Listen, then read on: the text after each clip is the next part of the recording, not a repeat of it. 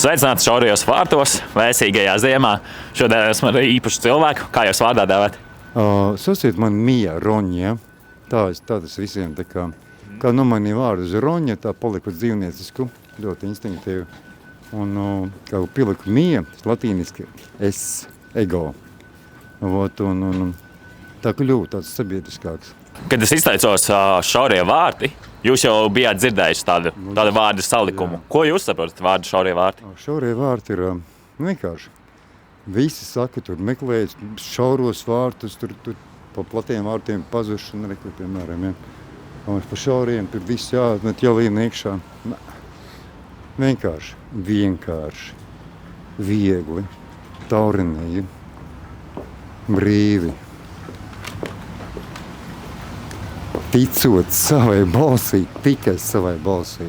Jūs gan jau TikTok lietojat paši? Jā, es lietoju. Gan jau esat saskārušies varbūt arī kādiem rīliem, tur TikTokā vai kur par kristietību. Jā? Kādas jums domas ir par Jēzu Kristu un ko jūs esat dzirdējuši? Var arī teikt, ir negatīvs. Nē, man pozitīvs. Es domāju, ka es ticu viņam, jā. Un, jā. Es esmu daudz redzējis TikTokā, daudz tādi cilvēki, kas tā kā, ieposto video par Jēzu Kristu. Man tas pārskats, jā. Es labi pret Jēzus Kristus, bet es arī daudz redzu. Es ne tik daudz redzu, tik kā Jēzus Kristus. Bet mēs esam pareizticīgi. Tad jau jūs ticat Jēzum Kristum? Mēs tautības cilvēki, mēs esam pareizticīgi, jā. Mums tagad kristībos būs 18. 19. kur svētais ūdentiņš būs baznīcā. Un tā mēs gājām uz baznīcu. Tā, diezgan reti, bet vajadzēja vairāk iet, bet, jā. Ok, super. Jūs arī esat dzirdējuši to galveno vēstu, ko Jēzus Kristus izdarīja un kāpēc viņš to ir izdarījis. Jūs esat dzirdējis? Teiksim, ka mēs esam bijuši grēcinieki un ka viņš nomirs par mūsu visiem grēkiem, lai mēs būtu brīvi. Jūs arī tam ticat? Es esmu padomju laika cilvēks. Tāda ziņa mēs grūti pateikt. Jo vecmāma man bija kristījusi, kad man bija 4 gadiņi Krievijā. Oma bija skolotāja, viņa arī neticēja, mamma arī ir skolotāja. Mēs nebijam tādi ticīgi cilvēki vispār. Grūti saprast, mana ģimene tāds viedoklis, ka ticība ir iekšā, ka nav obligāti iet uz baznīcu, lai kaut ko tur darīt, tu var pats darīt. Un ir tie 9 zapavidzi, ko vajag pildīt, nenogalināt un kaut ko tālāk. Ja? Tā kā mēs vairāk iekšējais tas ir, iekšā katram cilvēkam. Ja? Jūs minējāt ticēt savai balsī, ja? Viņš teica, par katru veltīgi izmestu vārdu jūs tiesas dienā paši sev, es tikai pārfrāzēju, atbildēsiet, jo jūs esat tiesneši sev. Jā, Dievvārdā ir tā rakstīts. Bet, ja teiksim, katram prātā ir tā sava gudrība, tā sava patiesība, tad nav tā, ka beigās katram cilvēkam ir sava patiesība un beigās vispār nav patiesības. Jo, manuprāt, ir tā, ka ir tikai viena patiesība. Pieņemsim, mēs pastamies uz matemātiskām formulām. 2 + 2 ir 4. Kāds teiktu, ka 5. Un viņam ir pārliecība, ka ir 5. Bet tomēr pēc standartā mēs zinām, ka 4 ir tā pareizā atbilde, vai ne? Un nevar būt tā, ka 2 pareizas atbildes, bet ir viena tikai. Kā tu uz tā skaties? Te kā kvanti ir staigājusi apkārt, kur kvantiņi, lieli kvanti, maz kvanti, visi ir kvanti. Tad es teikšu to, ka tā kā dvīņi, viss ir pa dvīņiem, viss ir pa 2, katram ir dvīņas, kvantiņš, liels kvants. Es raugos, es nevēroju, neskatos, vienkārši raugos, tevi raugos. Bez tam redzu tavu outfit, tevi raugos. Un redzu kvantus.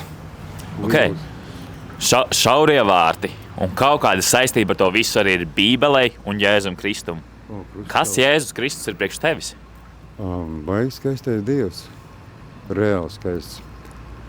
Reāli krustvecs, tas ir dumpinīgs. Iedomājieties, jūs varētu iet tagad katedrālē ar tādu mietu riktīgāko. Vienkārši paņemt un visus izdīt laukā to, ka tur tirgo svecītes. Kā arī teiks Bībelē, ka nedirīkst. Tirgus laukums, jā. Jā, tā kā būtu tirgu taisīt. Un paņemt vienkārši tagad, aiziet un viss iziet laukā. Policija, psihi un tādā garā piekrīt. Viņš tajā laikā, kad vēl bija vēl trakāk. Tur bija nāves sods uzreiz. Uzpina plātek un mistas viss laukā. Tas ir drosmīgs.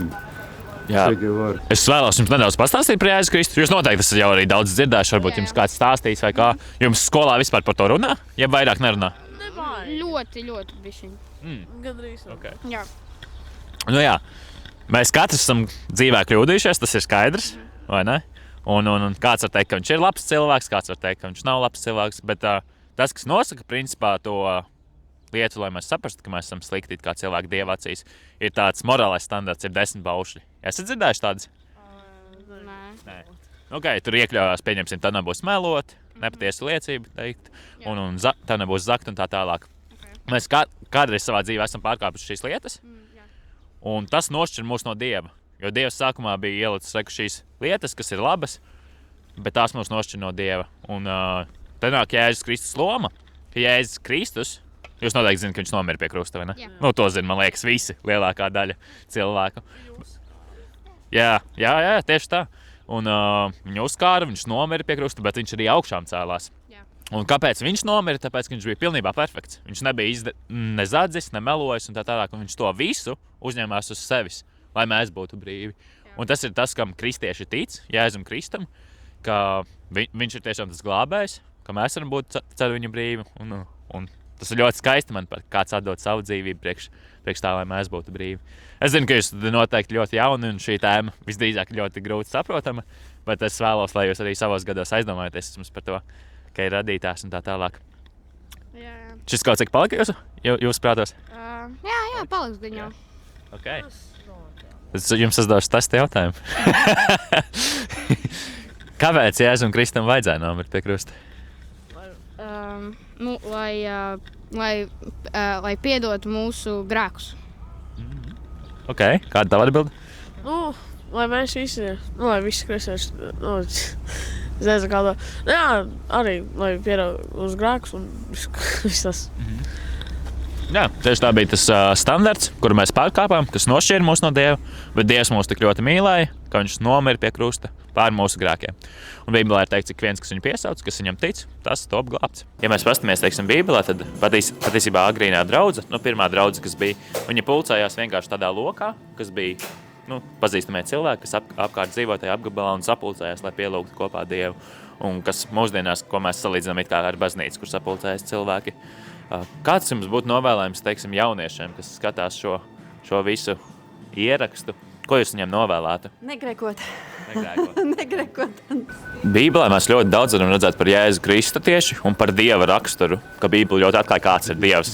Tas ir ļoti interesanti, vai ne? Vai tu esi dzirdējis to evaņģēliju vēstu, to galveno lietu, kāpēc viņš vispār nomira pie krusta? Jo ļoti daudz cilvēki ir dzirdējuši Jēzu Kristu. Viņš nenomira pie krusta dēļ cilvēku grēkiem. Bet tu tici, ka viņš nomira un augšām cēlās? Es zinu. Ticēt ir viens, zināt ir otrs. Ticību var zaudēt. Zināt. Bet ticība tomēr ir kaut kāda cerība, uzticēšanās par lietām, kuras tu vēl neredzi. Un mēs varbūt ar savām fiziskajām acīm neesam redzējuši, ka Jēzus Kristus ir nomiris, bet mēs ticam, ka tas ir noticis. Jūs ticat?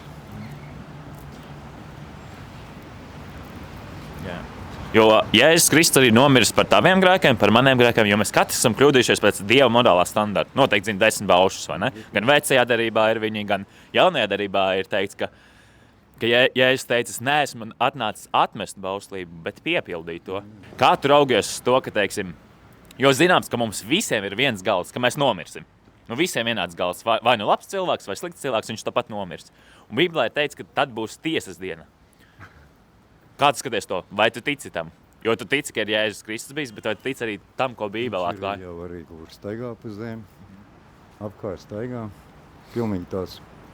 Arī tas staigā, kur ir kašiši un stāsta visādas lietas. Viņam nebija mācekļi, viņam ir draugi. Mēs mācekļi, draugi, pusējās. Dzer vīnu un darīja darbu. Un smaidīdams, nesa tādu slodzi, kuru Ko tu, piemēram, es vai tu uz 1 sekundi sajūst, tur reiz sabrūkt. Smaidīdams, viegli, dejodams. Nesa. Tu teiktu, ka Jēzu Kristu ir vislielākais spēks, lielāks par kādiem demoniskiem spēkiem un citiem spēkiem? Jums ir demoniski spēki. Jums ir cīņas pasaule. Šeit ir karš. Tas ir cilvēku karš. Šeit, kur es esmu, diemžēl, vai par laimi, pagaidām laikam viens.